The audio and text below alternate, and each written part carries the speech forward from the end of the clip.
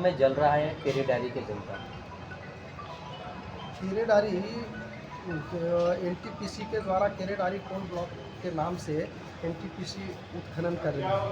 उसमें ऐसे गांव हैं बसरिया, बिगवरी, पांडू, तरहेसा, बालेदौरी, काबेद, मोचर, इन सभी गांवों के रैयतों के साथ इस तरह का व्यवहार किया जा रहा है। जब मेरा देश आज़ाद नहीं हुआ था तो उस समय अंग्रेज़ों के द्वारा जिस प्रकार से यहाँ के लोगों के साथ अन्याय हो रहा था, उसी प्रकार से एनटीपीसी के लोग वहाँ कर रहे हैं। वहाँ फैज तैयब जीएम हैं, वो कॉमनल लड़ाई कराने पर तुले हुए हैं। वहाँ एक संप्रदाय के लोग हैं, मुस्लिम समाज के लोग हैं, मुस्लिम समाज से जीएम आते हैं और उनको विशेष तरजीह दे के बाकी लोगों को जो हिंदू समुदाय के लोग हैं, सारे लोगों के साथ अन्याय कर रहे हैं वो, और उनके साथ विशेष मीटिंग कराते हैं, मीटिंग करते हैं और कोयला उत्खनन कर रही कंपनी को विशेष रूप से उन लोगों को लाभ दिया जा रहा है। बल्कि इस बात पर कहने में तनिक भी संकोच नहीं है। जो विस्थापनों की सूची है, जितने लोग विस्थापन होना है उनके पास उनकी सूची है, लेकिन जिनका नाम है उनको न दे करके वहाँ अभी घर बनवा कर मुसलमानों से,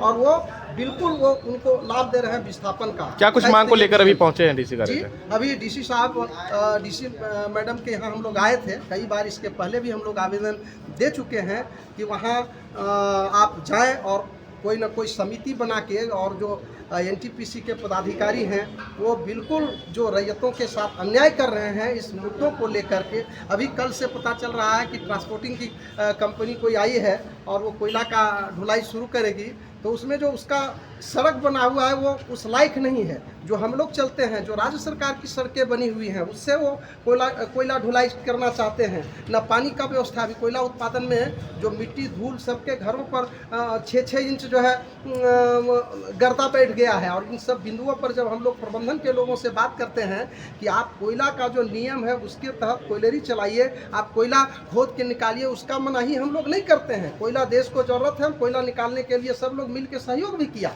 कोयलरी आप देख रहे होंगे बहुत सारे जगहों पर कोयला खनन में बहुत विरोध रैयतों के द्वारा हुआ, लेकिन वहाँ के रैयत सभी लोग एनटीपीसी के साथ, सारे पदाधिकारियों के साथ मिल के कोयला उत्खनन करने में सब लोग सहयोग किए। लेकिन अभी क्या हो रहा है कि एनटीपीसी बोलती है कि कोई नियम कानून से हम नहीं करेंगे, हम जो कहते हैं सही, यानी खाता ने बही, एनटीपीसी के फैज अहमद जीएम कहे वही सही। इस प्रकार से वहाँ कोयला उत्पादन हो रहा है, जिसका हम सब विरोध करते हैं। परिचय मूलचंद साहब, विस्थापित प्रभावित रैयत, बेंगवरी, पांडू। आवेदन लेकर अभी डीसी कार्यालय पहुंचे, क्या कुछ मांगे? देखिए, बहुत दुखद बात है। हमारे द्वारा, हमारे ग्रामीणों के द्वारा माइंस जब चालू होना था तो हमने कंपनी को सहयोग करके कंपनी को चालू करवाया, माइनिंग चालू करवाया। इस आशा पे कंपनी के द्वारा हम लोगों को बताया गया था कि माइंस चालू होने दीजिए, जब ट्रांसपोर्टिंग होगा तो आप लोगों को विशेष लाभ दिया जाएगा। जो भी विस्थापन और यह ट्रांसपोर्टिंग के तहत जो लाभ मिलना है रैयतों को, विस्थापितों को, प्रभावितों को, वो दिया जाएगा।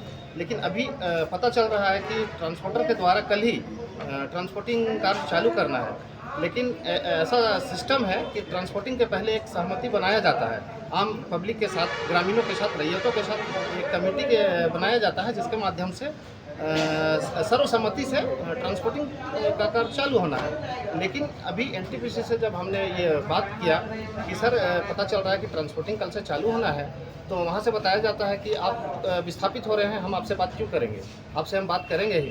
क्या चाहते हैं? क्या आंदोलन की ओर रुख कर रहे हैं आप? हाँ, अगर एनटीपीसी प्रबंधन हमारी बात को नहीं सुनती है तो हम आंदोलन करेंगे। परिचय? हमारा नाम अमित वर्मा है, मैं भारतीय मजदूर संघ प्रखंड अध्यक्ष। कल हम लोग ग्रामीणों के साथ बैठे थे, अखबार के माध्यम से आपको पता चला होगा। आज हम लोग उसके लिए भी डीसी मैडम और एसडीओ साहब को आवेदन देने के लिए आए हैं कि जो माइनिंग हो रहा है, आपको ये जान करके ताज्जुब होगा कि जो भी माइनिंग का जो लॉ कहता है, लेबर लॉ कहता है, उसका किसी भी तरह से कोई भी चीज़ जो है सो उसका पूर्ति नहीं किया जा रहा है। आप देखेंगे कि जो ग्रामीण सड़क है, सड़क भी आज तक नहीं बन पाया है, और वैसे सड़क से ट्रांसपोर्टिंग ले जाना बिल्कुल रूप से अवैध है।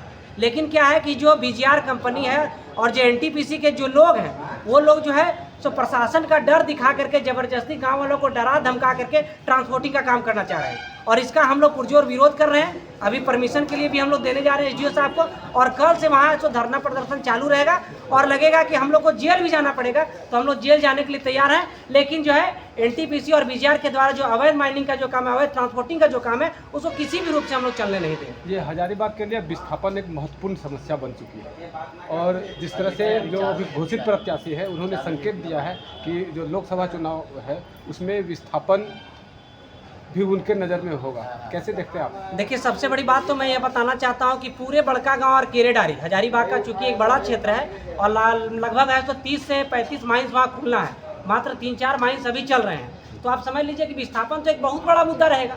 और जो प्रत्याशी हैं वो तो देखिए जो अपना बात अपना कर रहे हैं, चूंकि वो दूसरे दल से हैं उसके बारे में तो हम नहीं जानते, लेकिन अगर वो करते हैं बनना चाहिए तो हमको लगता है कि हम लोग भी उनका स्वागत करेंगे। अगर वो इस पर आते हैं और विस्थापन के मुद्दा को लेकर के अगर है तो हम लोग को सहयोग करते हैं तो निश्चित स्वागत है उनका।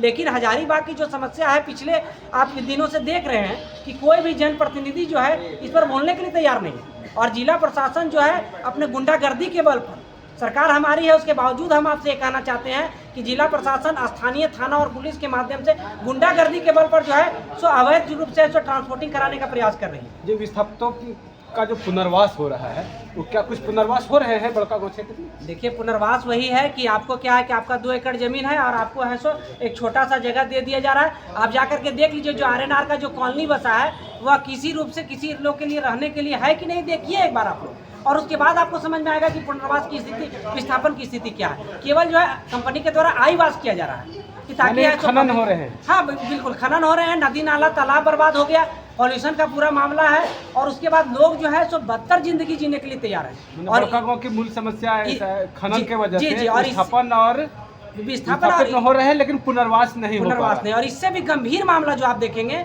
कि बड़का गाँव और केरेडारी में नो एंट्री का सख्ती से पालन नहीं हो रहा है। आए दिन लगातार आप लोग भी कवरेज करते होंगे, लगातार लोग मर रहे हैं, लगातार जो है एक्सीडेंट का मामला बढ़ रहा है। हम तो गतवा क्या चाहते हैं आप? हम लोग तो यह चाहते हैं कि देखिए, हम लोग कोयला उत्खनन के खिलाफ नहीं है, लेकिन जो भारत सरकार के साथ इनका एग्रीमेंट है, जो ये जोर जोर से चिल्ला करके जो है सो दिखाते हैं कि हम ये मजदूरों के साथ करना चाहते हैं, ग्रामीणों विस्थापितों के साथ ये उनके लाभ में करा था, तो उसको करे तो धरातल पर, और इस तरह करेंगे तो हमको कोई इतराज नहीं। लेकिन अगर नहीं करते हैं तो हम लोग जो है राष्ट्रीय मजदूर कांग्रेस के लोग पुरजोर विरोध करेंगे और इसको एकदम है सो हाई कोर्ट का दरवाजा खटखटाएंगे और इनको है सो सजा दिलाने का काम करेंगे। सुरजीत नागवाला, प्रदेश प्रवक्ता, राष्ट्रीय मजदूर कांग्रेस।